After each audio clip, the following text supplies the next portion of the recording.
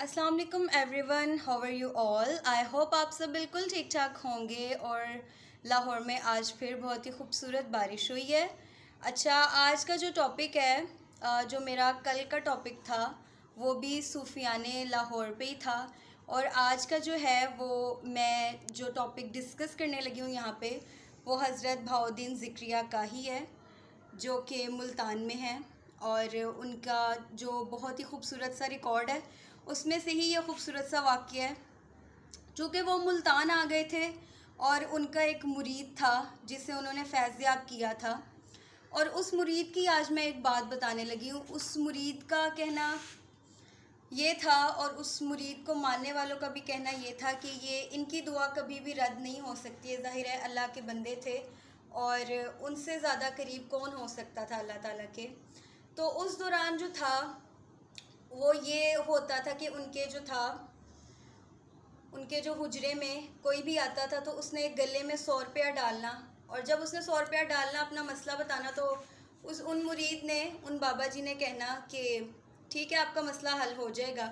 उस दौर के हिसाब से उनके बहुत से नाम थे, तो उन्होंने कहना मसला हल हो जाएगा। उन्हीं दिनों सादात का ख़ानदान भी आया और वो चंद औरतें, उन्होंने कहा कि हम सैयद घराने से हैं। बाबा जी ने उनको बहुत ताज़ीम पेश की, बहुत इज़्ज़त और इकराम के साथ बिठाया।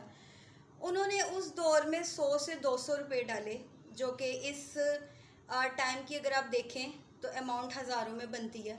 उन्होंने डाले और उन्होंने कहा कि हमारा मसला ये है कि हमारे बेटे को ना फांसी का हुक्म सुना दिया गया है, लेकिन हम हल्फिया बयान देते हैं कि वो बेकसूर है। आप खुदारा कुछ करें, उसको छुड़वा लें। तो बाबा जी कहने लगे कि ठीक है। बाबा जी ने नज़रें झुकाई और जब दोबारा नज़रें उठाई तो कहने लगे ये मामला हल नहीं हो सकता, ये मामला नामुमकिन है, मैं ये नहीं हल कर सकता। वो रोती हुई चली गई। जब उस लड़के की नानी को पता चला कि इस तरह कह दिया बाबा जी ने, तो वो कहने लगी तुम्हें बात नहीं करनी आई, तुम्हें रिक्वेस्ट नहीं करनी आई, तुम्हें इल्तिजा नहीं करनी आई, मैं जाऊँगी और मैं बात करके आऊँगी। उस लड़के की नानी जब वहाँ पे आई तो वो कहने लगी कि सब कुछ हमारा ही है, हम सादात हैं, सैयदजादियाँ हैं हम।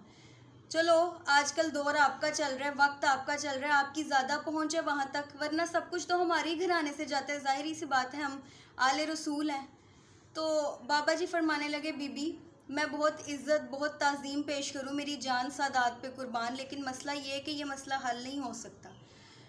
वो कहने लगी कि आपसे इल्तिजा कर रही हूँ, सादात के घराने से हूँ, तो फिर ठीक है, अगर आप मसला नहीं हल कर सकते तो क़यामत वाले दिन हुज़ूर सल्लल्लाहु अलैहि वसल्लम के सामने पेश करके कहूँगी कि इस शख्स ने उस दौरान मेरा मसला नहीं हल किया था, हालांकि मैं आपके घराने से ताल्लुक़ रखती हूँ।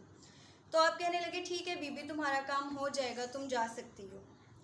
वो चली गई बीबी। जिस दिन फांसी लगनी थी उस लड़के को, उस दिन आप अपने मुर्शिद के पास गए, यानी हज़रत बहाउद्दीन ज़िक्रिया के पास गए।